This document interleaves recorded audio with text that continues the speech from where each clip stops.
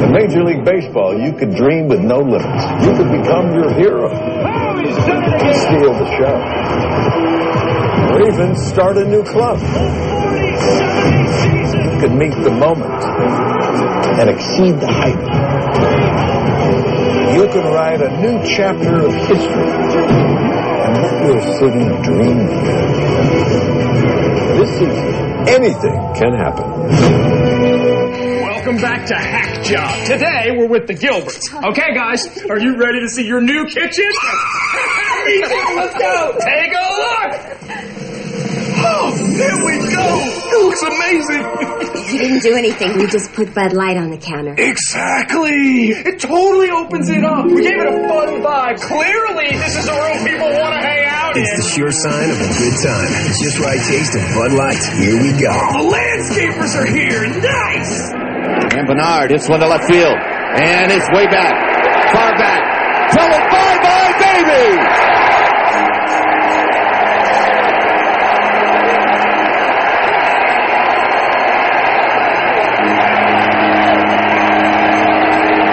And that home run brought to you by your Northern California Nissan dealers.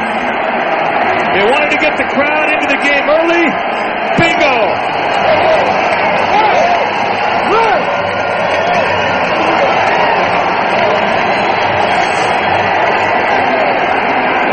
Fastball right out over the plate, right at the belt, and Marvin knows just what to do with it. Puts a good swing on it, gets backspin on it, and rides it right out of here the opposite way. And now the curtain call.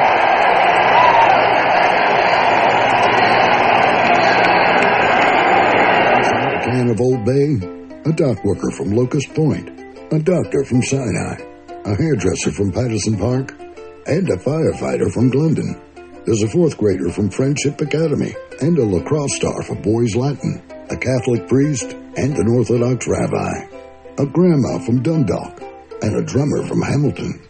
What's inside a can of Old Bay? You are.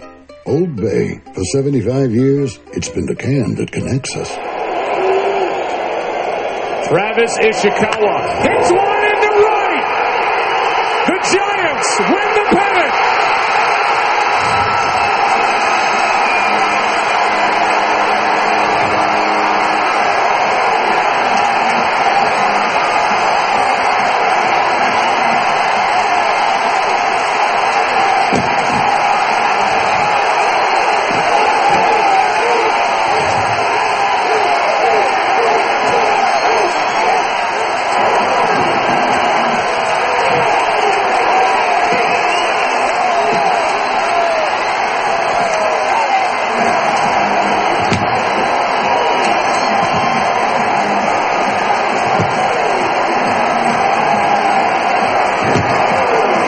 The Giants and Bruce Bochy been waiting for that home run ball, and it showed up here tonight. It ends on a home run by Travis Ishikawa, the Giants' third home run of this Game 5. And the Giants are going back to the World Series for the third time in the last 5 years.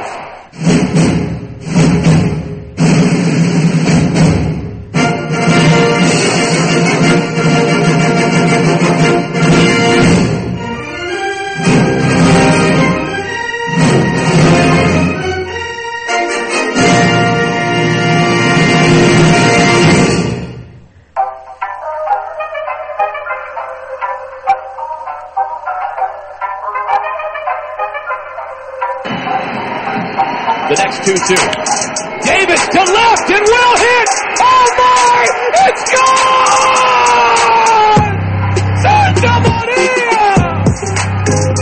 From high atop the Robinson Gearing Studio Complex and straight out of God's country, Pawleys Island, South Carolina, the Let's Talk Baseball Podcast Network proudly presents Backwards K Pod. And now, here's the host of the show, Jake Robinson.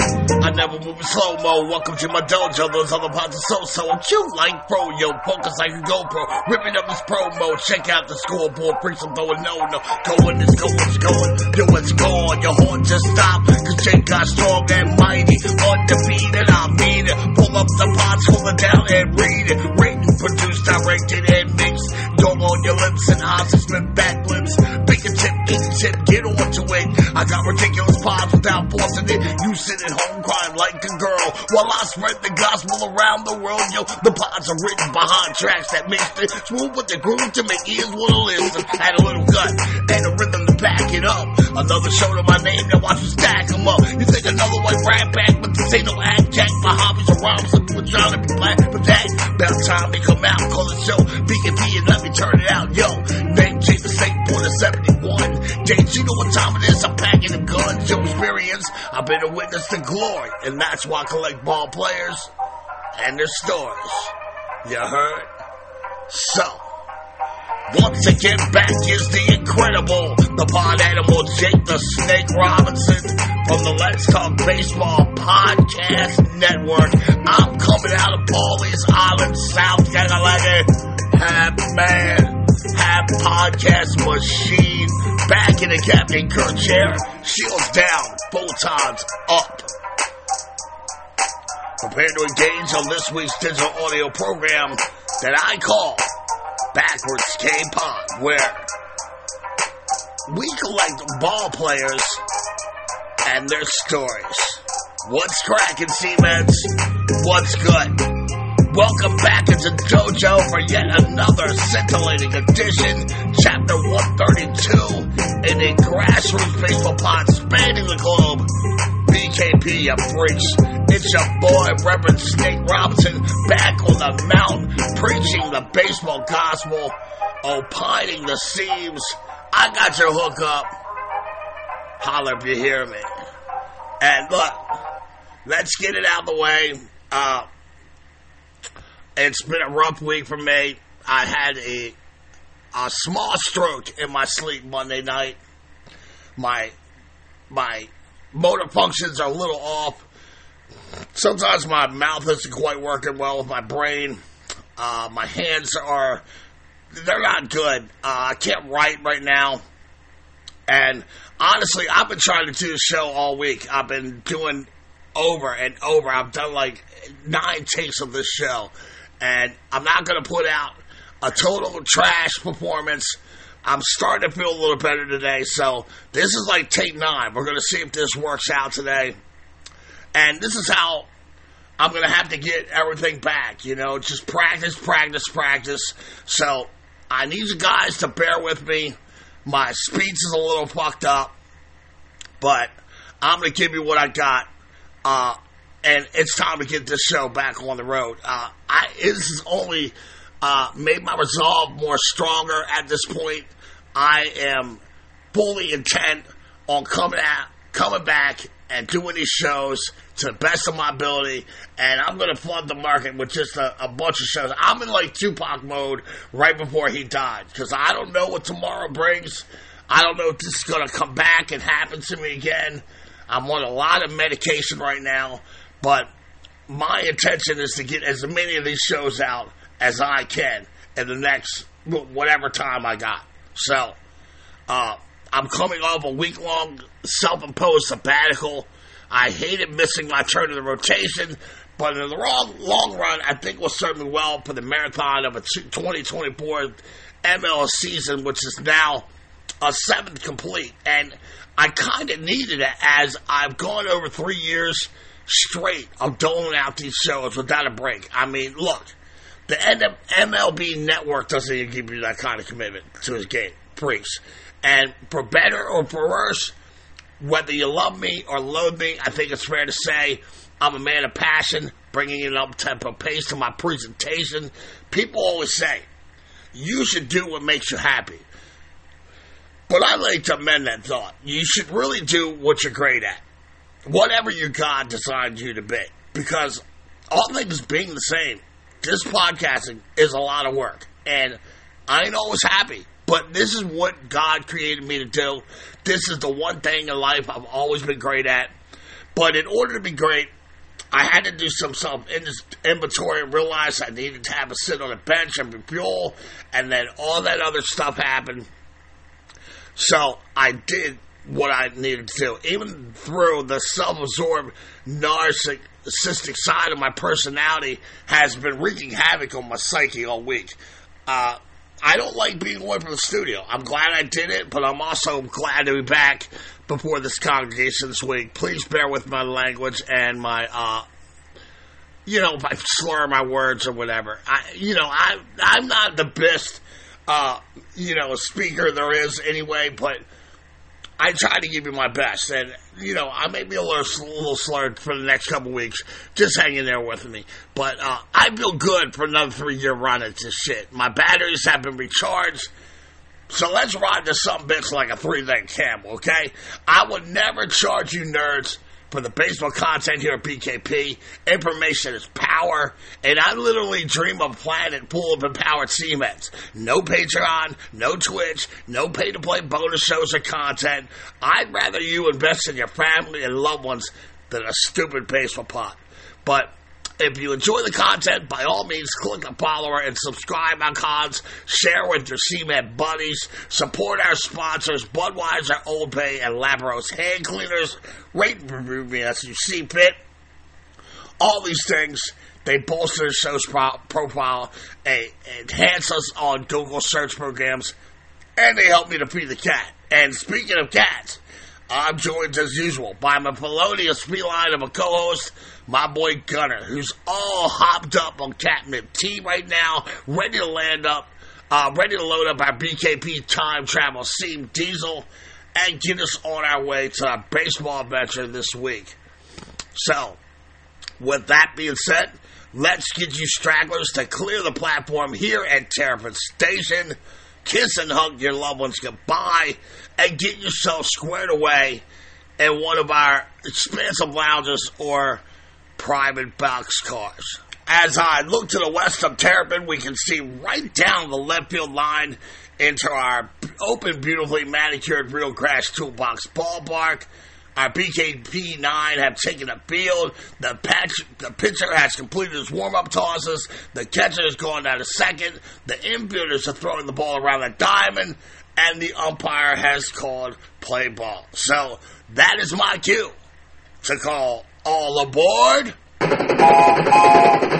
Gunner and I will be setting our time and destination this week for April 15th, 1958, San Francisco, California, for the very first MLB game to be played on the West Coast at Seals Park to watch the San Francisco Giants battle the Los Angeles Dodgers, as this week we will be examining the rich tradition of baseball in San Francisco.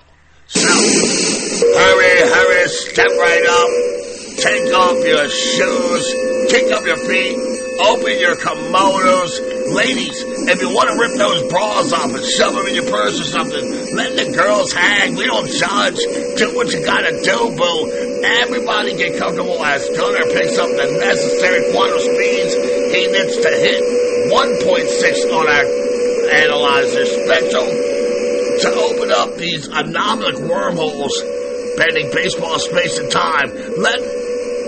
To get us to our time and destination this week. So let's set the scene here by looking at the amazingly rich tradition of baseball that existed in Northern California before the Giants arrived in town, changing the MLB brand and landscape forever.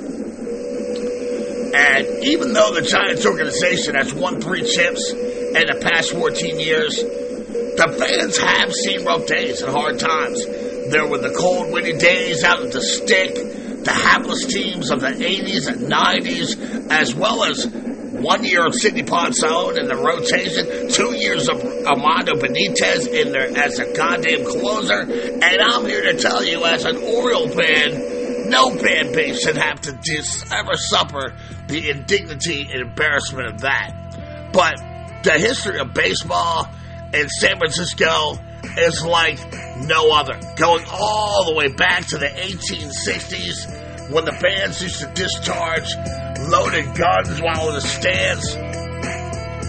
The Wild Wild West, that was what it was in San Francisco after the Civil War. And the San Francisco Chronicle details a game written by H.T. Lowry in 1907, where the stands were full of gamblers and roughnecks who would literally bet on the batters sometimes after each pitch. And they had the tradition of drawing their six-shooters and shooting him in the air and hopes it will rattle the fielder into making an error on the play. The true story of the San Francisco Giants, well, it's a good one. The team arrived by the Bay in 1958. The club and fans have survived threats to move to Miami, to Toronto. A signature ball yard was built. 3 world championships followed. But those are just the latest chapters in the San Francisco baseball story, and does not truly encapsulate the entire story of the region. The history of baseball in that city is as indelible as Alcatraz and Golden Gate Bridge, and is as old and gritty as the Barbary Coast itself. Now, during those crazy times in America, known as the 1860s, Sandlot baseball originated in what is now the Greater Civic Center area. The first organized California team was, well, kind of established by a couple of drunkards at Dan's Oyster Saloon out on Montgomery Street. And I say kind of because the dudes would get together, they would hold regular meetings, drink, but they never actually did get around to playing a national game. On February 22nd, 1860, the first official game was played in San Francisco when the Eagles took on the Red Rovers. The game lasted for 5 hours before ending in controversy. The game was tied 33-33 when the Red Rovers protested an umpire's decision so vociferously they said, "Fuck this," and they took their ball and went home, resulting in a forfeit as the Eagles collected a winner-take-all prize, a free dinner at a restaurant along the waterfront. And from what I can gather in the research, in an article by Anita Day Hubbard in the San Francisco Call Bulletin, the Red Rovers claimed the Eagles were practicing unfair pitching, which I never figured out what that meant. She goes on to write that the Eagles played their second game in Sacramento on September 28, 1860. They won, and they were awarded silver baseballs as trophy, and some of the Eagles players who played particularly well were given medals. And this opened the Golden Gate to the birth of baseball in the region. Within months of the Eagles' run, you began to see teams spring up all over town. You had the Pacifics, the Atlantics, the California Theater, Broderick's Empires, Wide Awakes of Oakland, Pastimes, the Phoenix, Originals, Orientals, and later the more elite San Francisco Knickerbockers. And the rules of those days, they would be most unrecognizable to the ones we see in the modern game today. Strikes were unlimited. You could, until you put the ball playing, you were there. The catcher wore no special protective gear whatsoever, and because it was barehanded, all balls caught on one bounce wasn't out. And this is a time when baseball was more of a picnic event than a serious sport. In one Chronicle article I read from the 1874, the game between the Eagles and the Wide Awakes of Oakland, the game was given equal billing to a fucking sack race. So, it's not taken overly serious yet. But that would change with 2 subtle events that would elevate the game to a professional level. The first was the construction of recreation grounds, and the city's first real baseball stadium was completed in 1868 at the corner of Folsom and 25th Streets in the Mission District, and it held over 12,000 spectators. The second thing was when the Cincinnati Red Stockings, the best pro team in the nation, swung through San Francisco on a West Coast trip in September of 1869. And Cincinnati would back up their top shelf baseball play by beating the Eagles 35-4 and then destroying the Pacifics 54-5. San Francisco newspapers endorsed the baseball darling Red Stockings as Greek gods on the field. And a love affair with the city of San Francisco and baseball is born. Even though we are still more than, well, not more, but a little less than 100 years before Major League Baseball and the Giants arrived in the city. And I love reading how the writers describe the whole spectacle of watching those Red Stockings ball out. One article read, "It's easy to see why they adopted a Red Stocking style of dress which shows off their calves in all their magnitude and rotundity." He's looking at their calves. In 1886, a new baseball stadium was built at the eastern end of Golden Gate Park and Haight Street, and it is home to all 4 San Francisco teams in the California League. In 1888, the world-famous poem "Casey at the Bat" is first published in the San Francisco Examiner. Mudville is being commonly used as a derisive term for the ball club out of Stockton, California, one of the teams in the Boston, California League.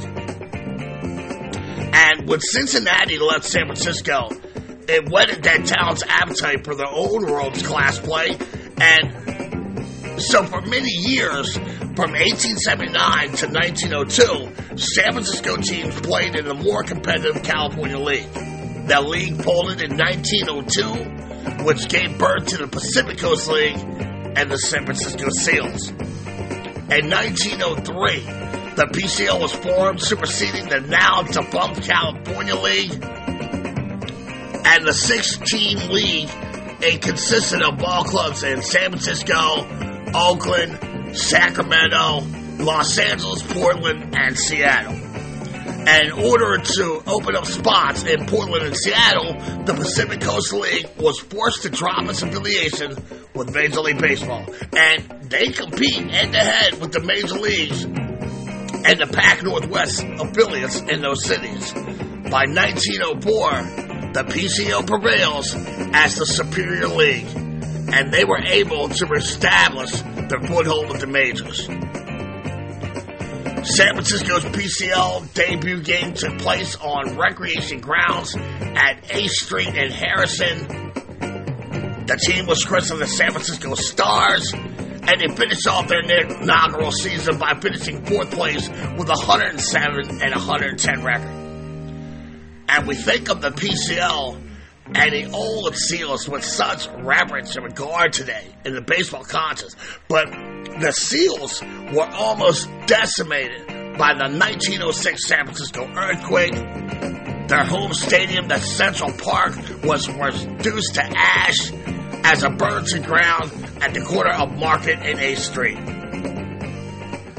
But the PCL and President Eugene Burt, Seals owner J. Cal Ewing, they helped in baseball to come back stronger than ever in San Francisco. They built the aforementioned recreation park in the Mission District on Valencia between 14th and 15th Street. A section of the bleachers was roped off by chicken wire and referred to as the booze cage.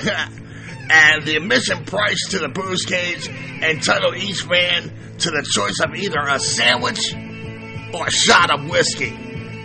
The spectators who frequented the cage have historically been remembered as knowledgeable, loud, and abusive. The team officially changed their name to the Seals after the Great Quake of 06, and they featured a battery that would reverse every other day. One day Nick Williams would pitch, and Orville overall would catch, and then their roles would reverse for the next game. Overall would eventually become a 20-game winner in the National League. A new Seals home was built in the inner Richmond area in 1914, and it was called Ewing Field, located 1 block south of Geary and Masonic. But the team played there for one season, as the fans hated the cold, overcast weather The park was a shit show, and the return to recreation grounds in 1915. The Seals would take home league pennants in 1915 and 1917, led by future Hall of Famer for the Tigers, Harry Heilemann. The Reds, or just the Missions as the locals call them, were small, but they're an important footnote in the scheme of the history of baseball in San Francisco. The team played several of its 12 seasons life there from 1926 to 1937. And the crib with the fence in such disrepair, there were serious concerns about outfielders getting impaled on the sharp, lethal pieces of broken steel. But they made a deal for the first Major League Baseball import to the city when they bought the contract of Ike Boone, a slugger for the Boston Red Sox, for $7,500 in 1926. And let's see here, Riggs. $7,500 in 1926 has about $135,000 of purchasing power here in the 2024 economy. An article in the Chronicle about the acquisition, it read, Boone weighs 230 pounds, so the club is paying $32.50 per pound for Boone on the hook.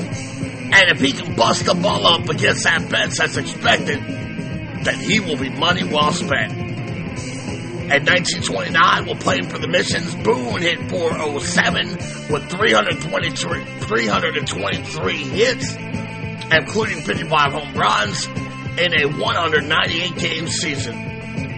And compared nicely to slugger Lefty O'Doul, the most prolific star of the league at the time.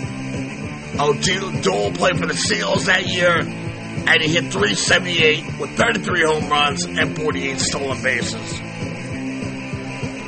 In 1924, former Seals player Jimmy O'Connell is banned from the major leagues for attempting to fix a New York Giants game. And President Ben Johnson accused the PCL of rampant corruption, which vociferously denied by league president Harry Williams. In 1926, a second team comes to the Golden City in the form of former Burning Tigers of SoCal, which was led by former PCL president Bill McCarthy. During their tenure by the Bay, their nickname alternated from the Mission Bells, the Reds, the Monks, and simply the Missions. The team was consistently outdrawn by the Seals and intended to associate themselves with the Mission District exclusively, which was generally acknowledged as a lower-class area. The team would eventually move back to Southern California in 1937. 1931 sees the rise of the age of superstars, influenced by the construction of an 18,600-seat Seal Stadium at 16th and Bryant Streets in the Mission. And the site is chosen because of its location in the warm belt, which is free of fog during the summer. And by the time it's finished, it is considered by many to be the finest ballpark in America. The first Major League game played there, the first game played there was an exhibition contest between the Seals and the Major League Detroit Tigers on March 13th, 1931. But the Great Depression was beginning to make it difficult for fans to attend, necessitating cutbacks to maintenance and the overall upkeep of the ballpark. Joe DiMaggio had a short stint with the club in the early 30s. Eddie Juice played for the Reds in 1935. In 1933, Joe's first full season in the PCL, he hits in 61 consecutive games, and he finishes the campaign with 169 rib sandwiches and a .340 average. So, the dude who has the longest streak ever in the majors with 56 also had a 61-game hit streak, a PCL record. And the fans had the pleasure of watching hometown boys, including O'Doul, the DiMaggio brothers, Juice. They have early season success and then they play long careers in the majors before coming back to San Francisco as coaches or as citizens. And the Seals were a scrappy team, winning 14 league titles, none more impressive than their final one in 1957, led by aging vets Bill Renna, Brent Keller, as well as a youngster Albie Pearson, who was a fan favorite at 5'5" inches and at 385 OBP. During the 1940s, President Franklin Delano Roosevelt encouraged the practice of night baseball games so that blue-collar working folks would have a chance to attend the games. Many of the league's players themselves worked during the day and they played ball at night. And as a gesture of patriotism, the Seals uniforms during World War II sported a red and blue letter B on their sleeve for victory. And by 1943, there is a legitimate scarcity of materials because of war, which created a brief dead ball era in the league. The Seals' homers dropped from 53 home runs in 1942 to 14 in 1944. In 1944, the Seals won the league championship, which is now called the Governor's Cup. In 1945, President Roosevelt dies while writing a speech for a UN conference in San Francisco. The conference has monopolized every hotel room in town, and the visiting players are forced to sleep at the ballpark. Seal Stadium attendance eclipses that of many major league parks routinely. In 1946, the stadium undergoes needed improvements, and a variety of amenities are installed, making once again one of the finest ballparks in the country. The ugly advertisements on the outfield wall are replaced with a clean swath of solid green paint. New owner Paul Fagan is all in on attempting to put the PCL on par with the major leagues, and he's paying his players at least the major league minimum. The Seals win the pennant with a 115-68 record. Manager Lefty O'Doul, he triumphs over the Oakland Oaks and their manager Casey Stengel for the championship. That same year, 1946, the San Francisco Sea Lions are founded, the city's first professional black baseball team. Unfortunately, the league they played in, they would fold 4 months later. In 1947, the PCL makes a bid to join the ranks of Major League status, but they are rejected despite a favorable response by Commissioner Happy Chandler. As a concession, however, the PCL was given status above a AAA league, but they're just short of the majors. In 1948, Stengel and Oaks avenged their loss from the 1946 to snatch the pennant from the Seals when they're led by a brash young spark plug of a kid out of Berkeley by the name of Billy Martin. In a final flash of glory, the Seals win the PCL pennant in 1957. When the Giants arrived from New York in 1958, the deal included the greatest baseball superstar of them all, the great Willie Mays. And I've covered the amazing life of Willie here at BKP in the Say Hey Kid bio that's available in that banging-ass catalog of archive shows. And here we are, folks, as Gunner has us ripping through that last anomalic wormhole, April 14th, 1958, outside the gates of the venerable Seal Stadium, the very first game as the San Francisco Giants was played at Seal Stadium, and the Giants beat those damn Dodgers by the score of 8-0. The city has embraced its team. Lon Simmons, then a first-year announcer, described the city's transformation on the streets at the opera. People would have earplugs from their transistor radios, listening to games, trying to get a score. Women would go into supermarkets and ask what the Giants' score was. And for the first 2 years, the club played at Seal Stadium with seating at just 22,000 with full capacity. The first year in San Francisco, the Giants started 4 rookies: Orlando Baby Bull Cepeda, first baseman Johnny Davenport at third, Willie Kirkland at right field, and Bob Schmidt at catcher. Willie Mays is already established as one of the all-time greats. He was less than happy with the move to San Francisco, and I spoke about this in the Say Hey Kid bio. The San Franciscans, they looked at him as a message from New York. They were thrilled to have him, but he was the old guard. And the fans base, they were looking for their guy to lead the new team into the future. And Willie felt like he had to prove himself anew with his new base. His initial attempt to buy a home in a posh St. Francis Wood neighborhood was met with racist resistance. Cepeda won the Rookie of the Year, was voted by the local press as the most valuable Giant, even though the vet had a better season.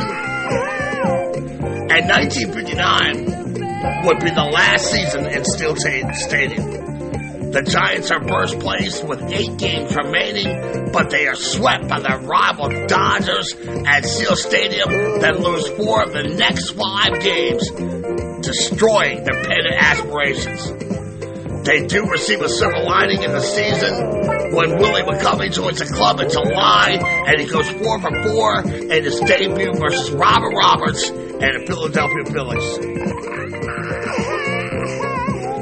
So check it out, freaks. That wasn't too bad. I think we're going to keep on going here. We'll see how it works out. I think this is where I'm going to stick a pin in the story. Let me get my breast here, my motor functions going again. Thank you for bearing with me. When we return, I'll return my story starting out with Candlestick Park era as we continue to dig into the story of baseball in San Francisco. You're listening to Backwards K-Pod from the Let's Talk Baseball Podcast Network. Let me hook my boy Gunner up with a treat for a great first segment ode. Hydrate, rip a few tubes, plot my course for acts 2 and 3 of this fascinating story. BRB nerds, meet me on the dark side of the moon. Another child grows up to be somebody you just love to burn. Mom love. It was time to return to our regularly scheduled program.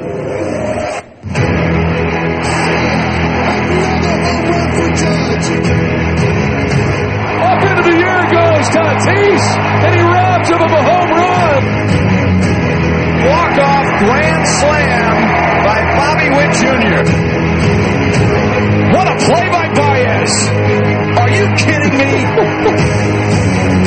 A career-high 11 strikeouts, Justin Steele. A game-tying grand slam from Pete Alonso. There's a high fly ball, deep right field. Harper watches it fly. Next 2-2. He got him. There it is. He did it. A 40-70 season.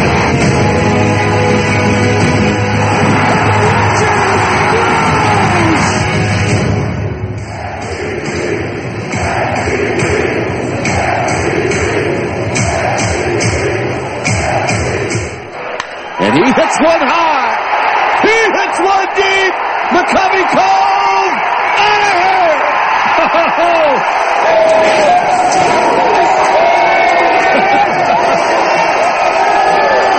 And Big Mac loved it.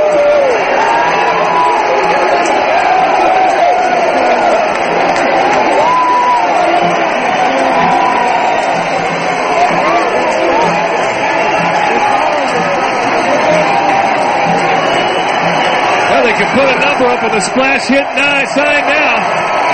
And they are.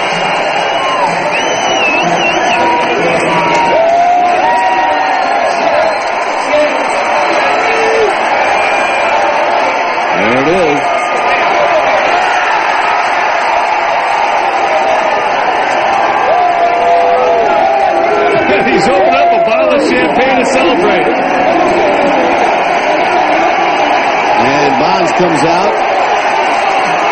takes a bow. Off the bat of Barry Bonds, he puts up the first splash home run that counts in Pacific Bell history.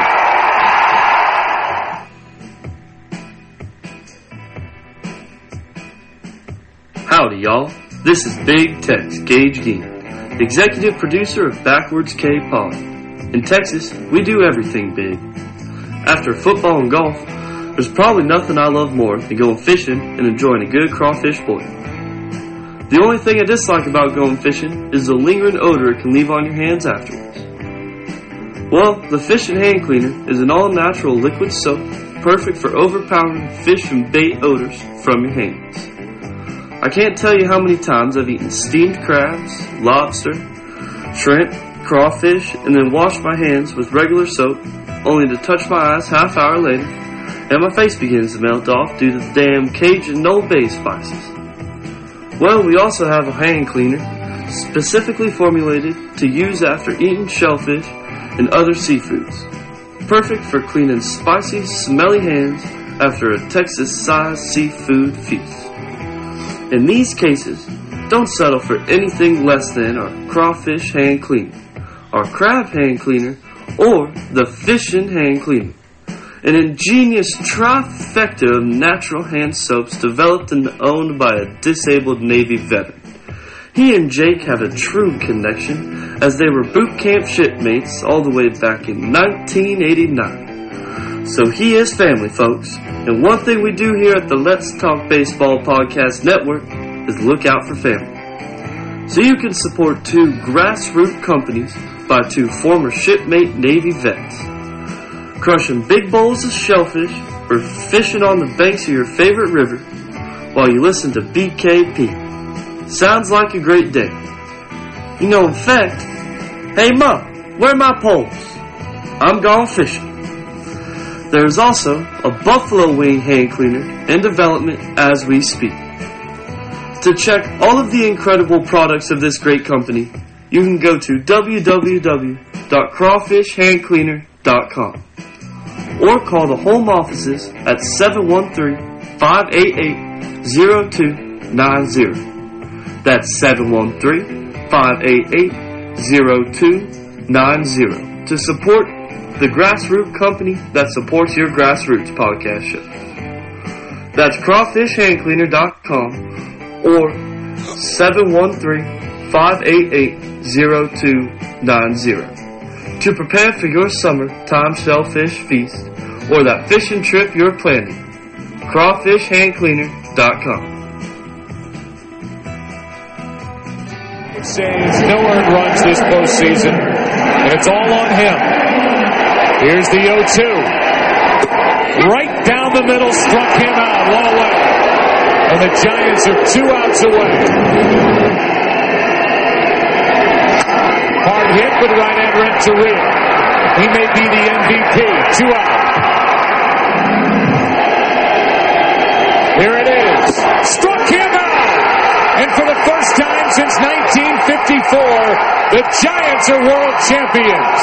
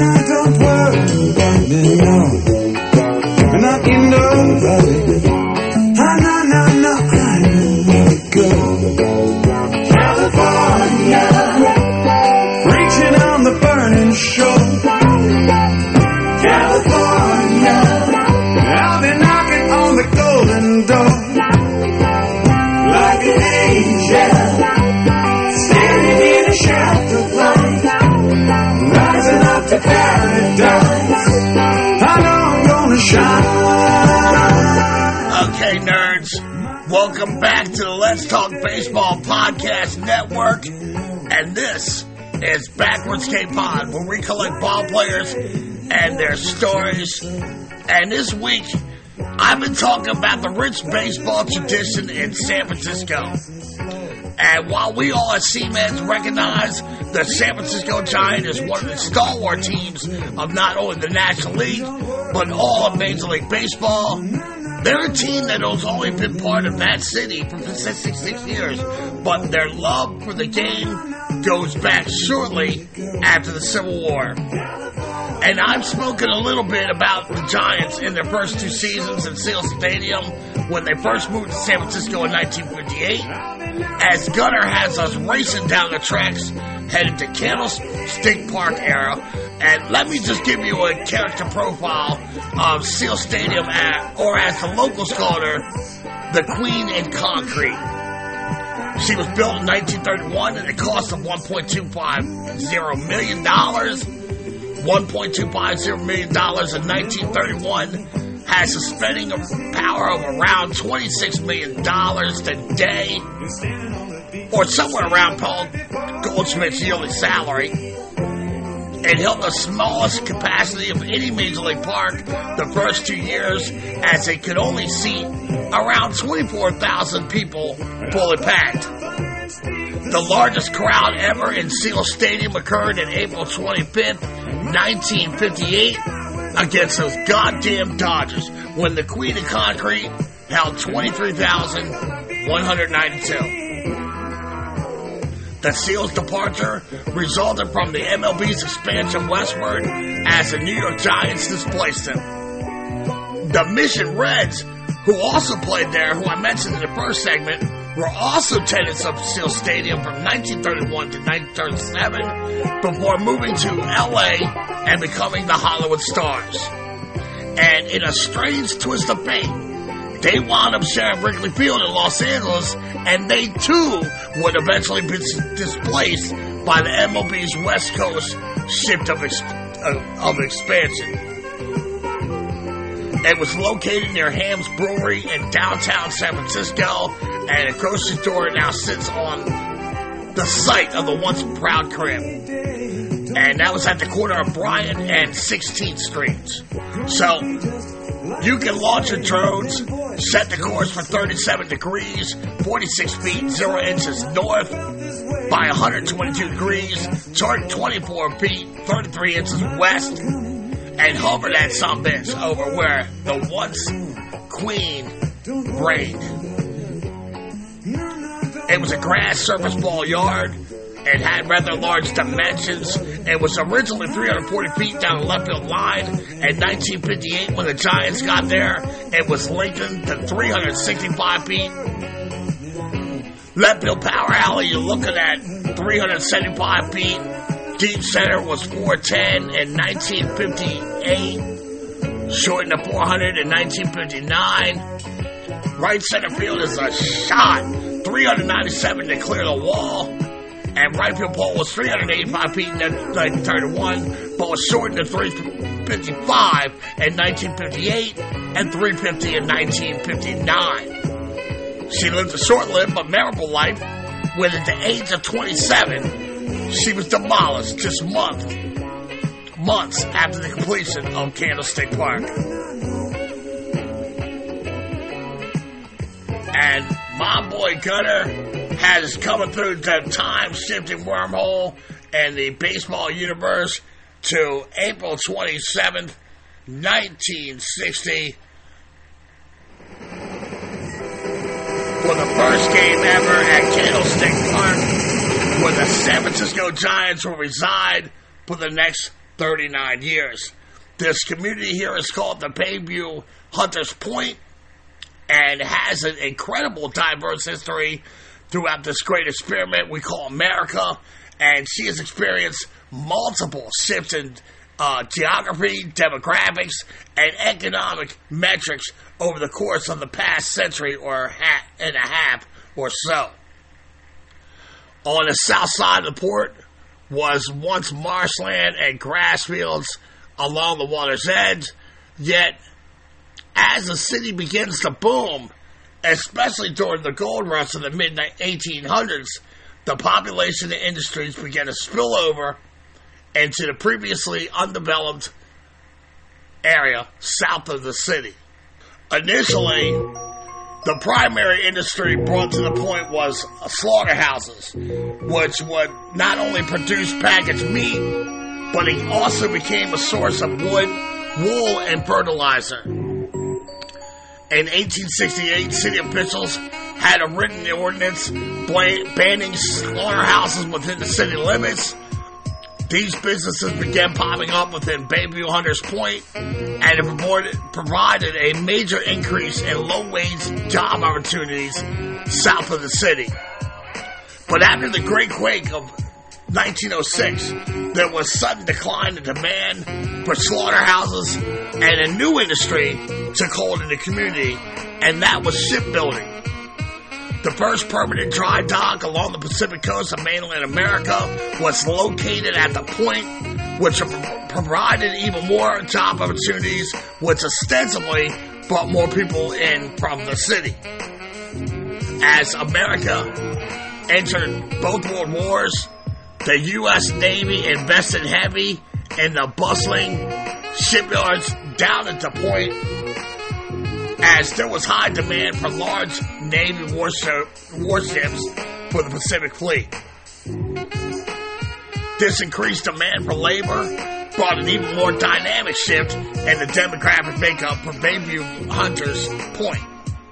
Many blacks began to flood the point in order to escape the Jim Crow segregation of the South, and as a result of this, the massive relocation, the population of the point quadrupled between 1940 and 1950.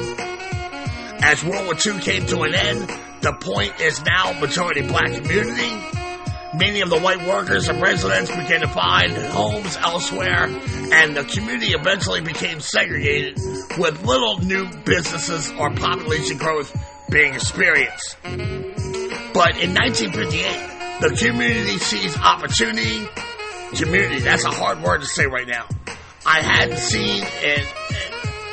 By 1958, the community sees opportunity and hadn't seen it over a decade with the construction of a new stadium for the San Francisco Giants at the Candlestick Park.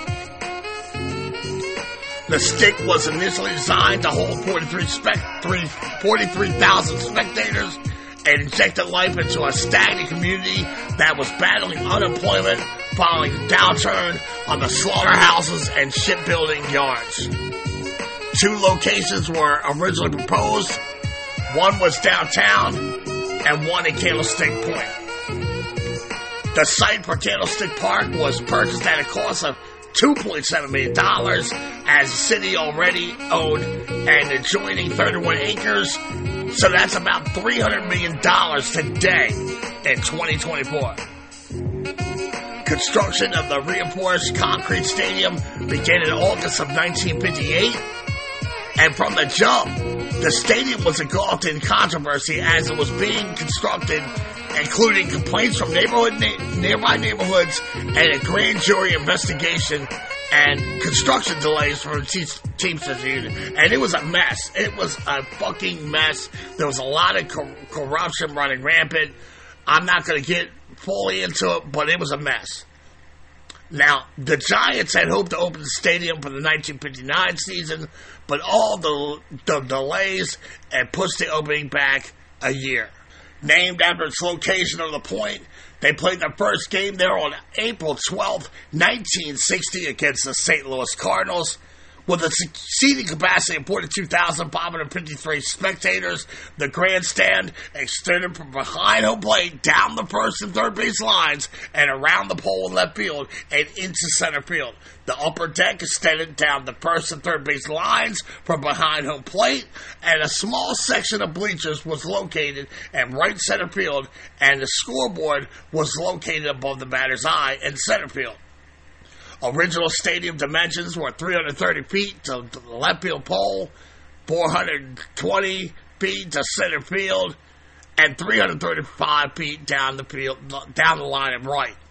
It was a natural bluegrass surface, but from 1970 to 1978, the stick had artificial turf, which I had totally forgotten about until I did the research. And the reason they went to the AstroTurf was to try to cut down on the flying dust and debris from the infield when the swirling winds come off of that bay. Not long after its completion, it was discovered that weather would play a factor in the new crib. Although it could be a beautiful, warm, sunny day once the sun set, the temperatures dropped and the fog would roll in. Half of Candlestick seats were originally to be heated, but because of the piping was buried too deep under the concrete, the damn seats never worked. It could get so windy at the stick that pitcher Stu Miller was blown off the top of the mound in the 1961 All-Star Game. And discussions of expanding the stadium to accommodate the NFL 49ers began in as early as 1962, from what I can tell. A decade passed before this finally became a reality when $62.1 million was spent to expand the stick from 1971 to 1973. And this project included enclosing the entire stadium, which made her into your typical 1970 cookie-cutter monstrosity, but it increased the seating capacity to 59,000, adding rollout stands for conversion of baseball to football. For Candlestick's first 10 seasons, the wind blew in from left center field towards right center field. When the park was expanded and enclosed, the thought was it would cut the wind down significantly. Instead, the wind swirled now from all directions and was strong as that and cold as ever, and maybe even more. As a result, the Giants played more day games than any team in the majors besides the Cubs at Wrigley. Willie Mays claims he must have lost about 100 home runs playing at the stick in his 12 years playing there. He hit 396 home runs from 1960 to 1971. The Say Hey Kid had 203 home runs at Candlestick, 193 on the road. So he may have a point, as I would have thought the splits on that would have been more favored towards his home ballpark. Still, one thing is for sure, dealing with the winds had to be a lot easier on him defensively than patrolling the cavernous 400 center field in the Polo Grounds, a stadium we have covered here at BKP and sitting there in that banging-ass vault of archives. They also replaced the orange wooden seats with brand new orange plastic seats and added elevators and escalators. By the mid-'70s, Giants owner Horace Stonen was angling to leave San Francisco because the team was struggling to attract fans, and he nearly sells to the team a group from Toronto, which I talked about in the Rogers Center Sky News show, which you can also find in that banging-ass catalog I boast. But anyway, he almost sells to a group of people from Ontario, Canada, before selling to Bob Laurie in 1976. Laurie wanted either a downtown park or a dome attached to the top of Candlestick.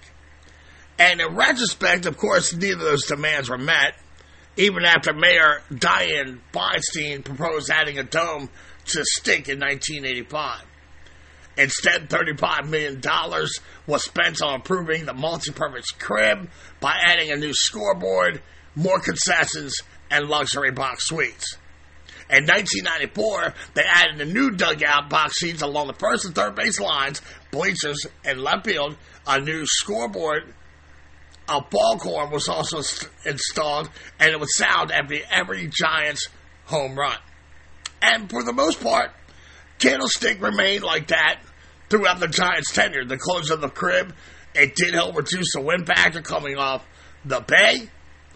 A major earthquake, the Loma Prieta fault line, shook the foundations of the crib before Game 3 of the 1989 World Series. Another story we went in depth on here, and that is our collection of ball players and the stories as well.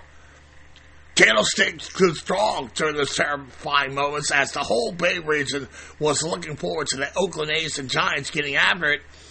In retrospect, Giants Stadium, the World Series itself, it probably saved lives as much as a lot of the population was at the stadium or in their houses. They weren't on the streets. They were getting ready for the game. Again, if you haven't heard the 1989 Earthquake series in our collection, I highly recommend it, as it is one of my favorite shows. And in that show, I talked about the construction of the stick and the many valuable lessons the engineers in San Francisco learned from that tragic event. Not just on stadium construction in the region, but also safer bridges, commercial buildings, and residential areas. In 1993, the team begins lobbying for a new park. Construction on what is now called Oracle Park began in 1998.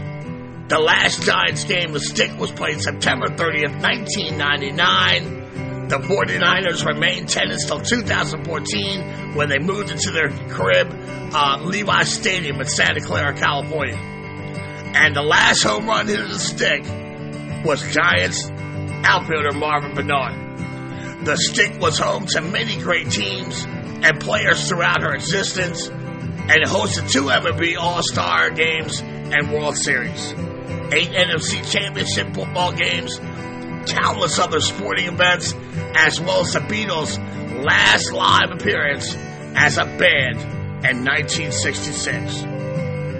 However, the stadium will always go down as one of the coldest stadiums in sports, with its strong gusty winds, dense fog, and chilly temperatures. And the winds would wreak havoc on outfielders chasing fly balls, and they often had wet shoes after 9 innings. Architect John Boyles designed the park with a boomerang-shaped concrete baffle in the upper tier in order to protect fans from the wind.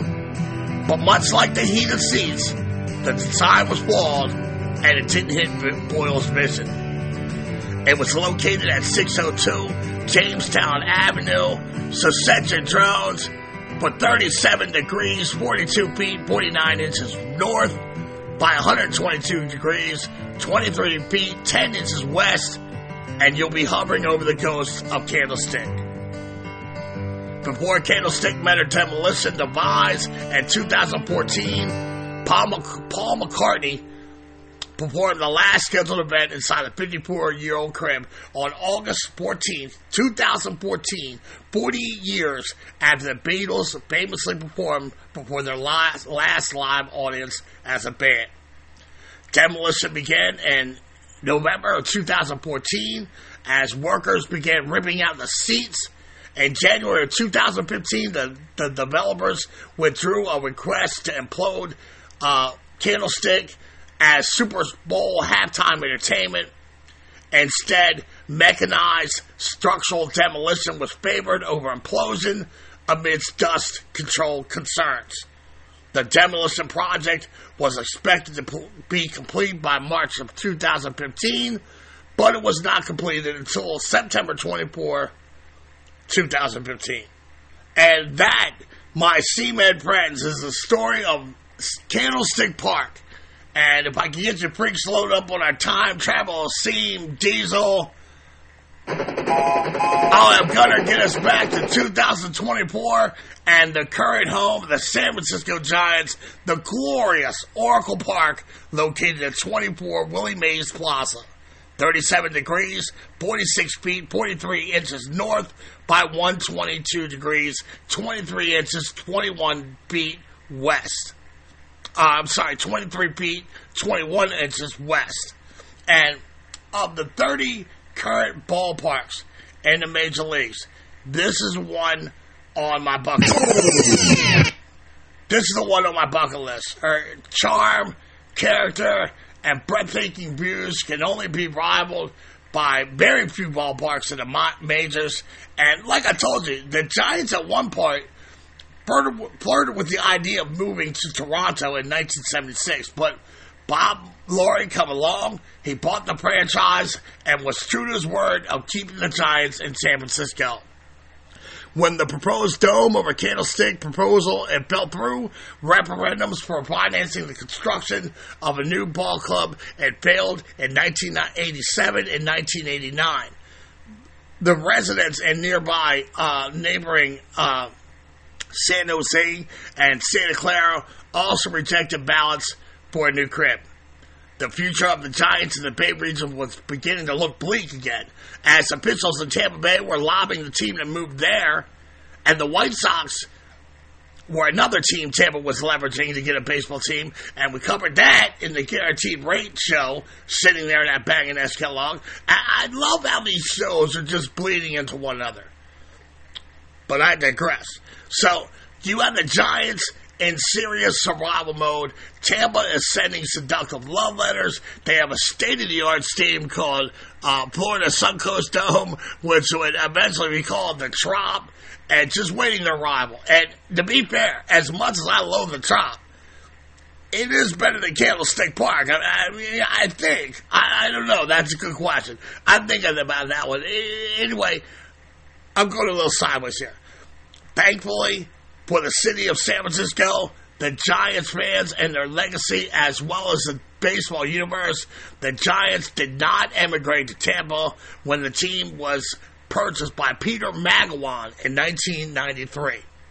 2 years after the purchase, the Giants announced plans to build a new ballpark in downtown San Francisco and the China Basin District and the up-and-coming neighborhood of South Beach and Mission Bay. It was the first stadium to be privately financed since the construction of Dodger Stadium in 1962. However, the Giants did receive a $10 million tax abatement from the city and $80 million for upgrades to local infrastructure. The Giants have a 66-year lease on the 12.5 acres, which I'm told is 51,000 meters squared. That's their ballpark footprint, and it's paying $1.2 million annually in rent to the San Francisco Port Commission. And here we are, folks, the last leg of our journey, coming out of our time-bending wormhole straight into modern-day San Francisco, Oracle Park, and breathe it in, folks. What a baseball cathedral if there ever was one. She was originally designed by HOK Sports, and at the cost of construction was $357 million, which is about $650 million in the 2024 economy. Groundbreaking ceremonies for the new park are held on December 11th, 1997. She was originally designed to accommodate 42,000 giant freaks, but there were some slight modifications before the final design was complete. In fact, when the ballpark was introduced to the ballot box in the fall of 1996 for voter approval, the stadium's original design had her 15 degrees clockwise from its original position. The temperatures at Oracle, on average, are 1 degree warmer, but the wind factor is cut by almost 60% from what it used to be at the Stick. The team of engineers from UC Davis were brought in to consult in the design process of the stadium to take wind out of the equation and protect against earthquakes, for the most part. But due to Oracle Park's location on the San Francisco Bay, cold fog and temperatures are still not unusual occurrences despite reduced wind levels. As fans approach the park, they're greeted by a magnificent steel and brick structure that features 2 clock towers, each one standing 122 feet tall, featuring pyramid-shaped rooftops topped by a 45-foot flagpole. The home plate entrance is located at the corner of King and 3rd Streets, where you will see a statue of the greatest living baseball player right now, Willie Mays. And once inside, you can see the expanse of concourses. They're littered with fans wearing Bonds, McCovey, Willits Clark jerseys. The main three-tier grandstand, 41,600 green seats, wrap around home plate and extend to each foul pole. Bleachers are located behind the left field fence, and due to the China Basin, there is only one walkway above the right field fence, a part of real estate lovingly called McCovey's Cove, after Giants' iconic slugging first baseman, Willie McCovey. The high-def video scoreboard is located behind center field, and there are numerous entertainment options to keep fans entertained at Oracle Park. The Coca-Cola fan lot is an interactive play area for children. Fans of all ages can slide inside the 80-foot wooden Coca-Cola contour bottles. People can nab a selfie by the world's largest baseball club, or check out the amazing views of the San Francisco Bay Area. When Jorge Soler or any of the Giants drop strong strobe lights flash inside the Coca-Cola bottle. Bubbles used to play at the mouth of the bottle, but they don't work. Green and white lights flash up and down the neon tubes running along its rim. The stadium contains 68 luxury boxes, 5,200 club seats on the club level, and additional 1,500 club seats on field level. On the facing of the upper deck along the left field lines are the retired numbers of Bill Terry, Mel Ott, Carl Hubble, Monty Irvin, Will Clark, Willie Mays, Barry Bonds, Juan Marichal, Orlando Cepeda, Jackie Robinson, Willie McCovey, and Gaylord Perry, as well as retired uniforms denoted with the NY for player and managers of the pre-numbers era, and Christy Mathewson and John McCraw. Oracle Park has a reputation of a pitcher's park, as it has seen the least home runs hit there in 6 of the last 7 years. Her dimensions are 339 feet down the left field line, or 103 meters. Left center field power alley is 399 feet, 122 meters. Center field sits 390 feet from home plate, or 119 meters. Right center field in the asymmetrical park is 126 meters from the disc, or 415 feet, with a 20-foot high wall.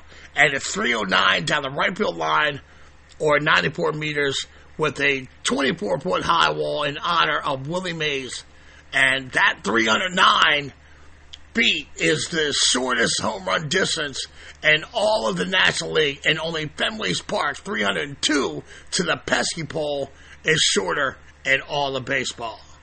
The right field area was designed to resemble the Polo Grounds. The deep corner of the ballpark has been dubbed Death Valley and Chipper's Alley. And like its Polo Grounds counterparts, it is very difficult to drop dong here and bat the balls that often find their way here, often result in triples. Perhaps the most notable one was when Ichiro Suzuki hit a leadoff in the park home run in the 2007 All-Star Game.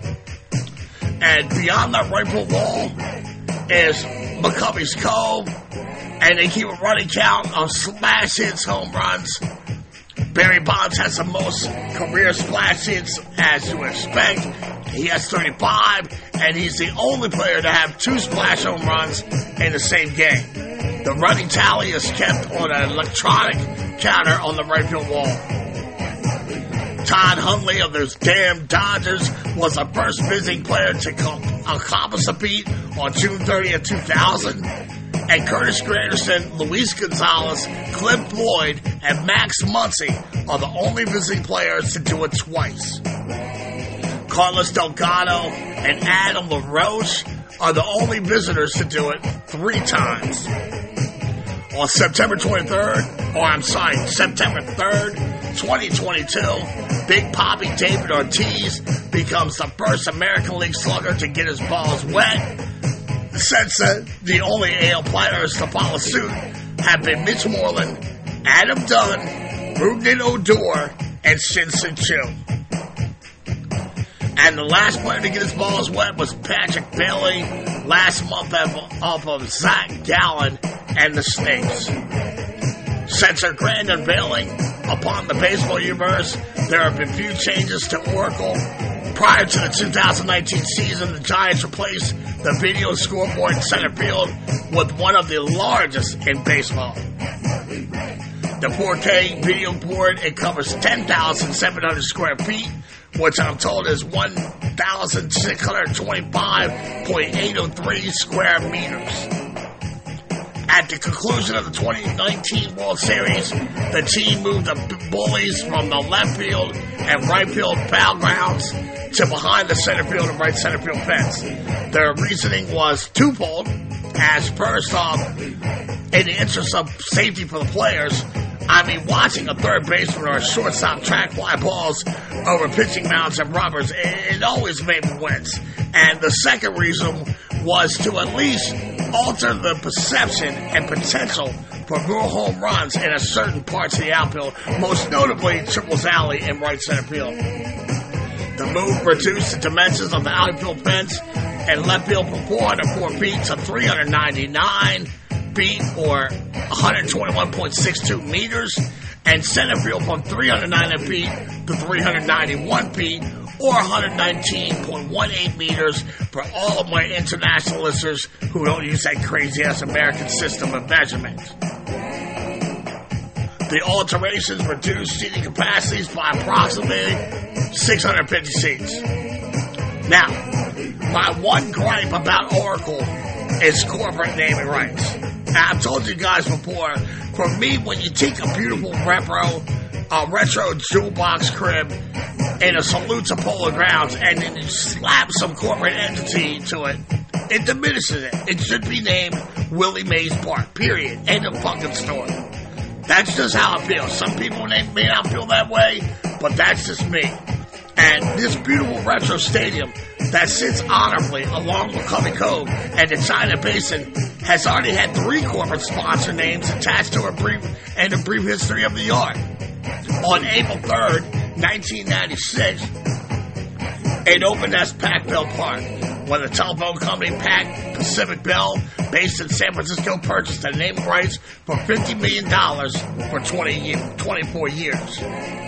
And just days before the sponsorship was announced, however, SBC Communications announced their intentions to acquire Pac Bell's dead parent company, Pacific Telesis, and a deal which closed on April of 1997.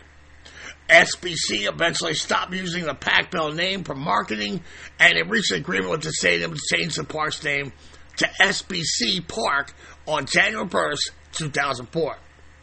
Now, after SBC bought the AT&T Corporation in November of 2005, the name of the merged brand, so in 2006, the stadium was given its third corporate name in 6 years, AT&T Park. On January 9th, 2019, AT&T gave the Giants the option of ending their naming rights deal if the team could quickly find a new partner. Within 15 minutes, Oracle Corporation was ending the club's business arrangement with AT&T, and they started hanging temporary Oracle banners up one day later on January 10th. Just name the damn thing Willie Mays Park and be done with it. Outside the stadium were 6 statues, 5 of which are dedicated to all-time Giants greats. The Willie Mays statue is located in front of the ballpark's entrance at 24 Willie Mays Plaza. It's surrounded by 24 palm trees in honor of his retired number dedication. In honor of his retired number, and it was dedicated on March 31st, 2000, prior to the opening of the park, and commissioned by Giants managing partner Peter Magwan. In 2003, the club dedicated the Willie McCovey statue located at McCovey's Point across the cove named after him. Around the statues are numerous plaques celebrating winners of the Willie Mack Award. It's located on the China Basin Park, right next to Barry Bonds Jr. Giants Field, which is a T-ball park. Along the seawall promenade are plaques showing the opening day roster of every Giants team from 1958 to 1999. The third statue honors Giants pitcher Juan Marichal and is located at the left field dual gate entrance. The fourth statue is located at Berry Plaza behind center field, also known as Seals Plaza. It is a statue of a seal balancing a baseball on his nose in homage of the San Francisco Seals, who were loved and admired before the Giants' arrival in 1958. On September 6, 2008, during a season against the Pittsburgh Pirates, a fifth statue in honor of San Francisco's first homegrown superstar, Orlando Cepeda, was dedicated at the corner of King and 2nd Streets. And a sixth statue was dedicated April 13, 2016, and honors spitball pitcher extraordinaire Gaylord Perry at that same corner. And one can only assume that Barry Bonds will be erected one day outside of this beautiful baseball pantheon. The park has been an indelible moments that will stand the test of time. It's how 3 World Series champions host a 4 World Series All-Star game, host a 4 World Series tournaments and All-Star game in 2007, and it saw Barry Bonds pass Hank Aaron's previous record of 756 on August 7th, 2007. A no-hitter by Jonathan Sanchez and a perfect game by Matt Cain back in 2012. With its breathtaking views of the San Francisco Bay or the skyline from the bleachers, Oracle Park is consistently ranked among the best ballparks in baseball. It is every bit ingrained in the community DNA as Alcatraz, the Golden Gate Bridge, Fisherman's Wharf, and Chinatown. This is what you've been waiting for, ladies and gentlemen.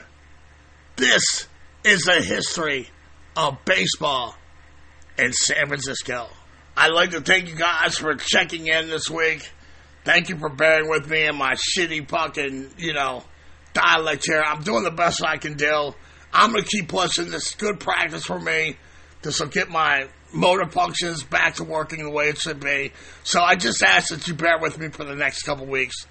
I hope you enjoyed the program as much as I enjoyed putting in the work and presenting to you Seamheads. And I would never charge you fees for baseball content. All that I ask is that you follow, download, share with your Seamhead buddies, rate and review me as you see fit. And I'm going to keep coming through every week with that baseball smoke.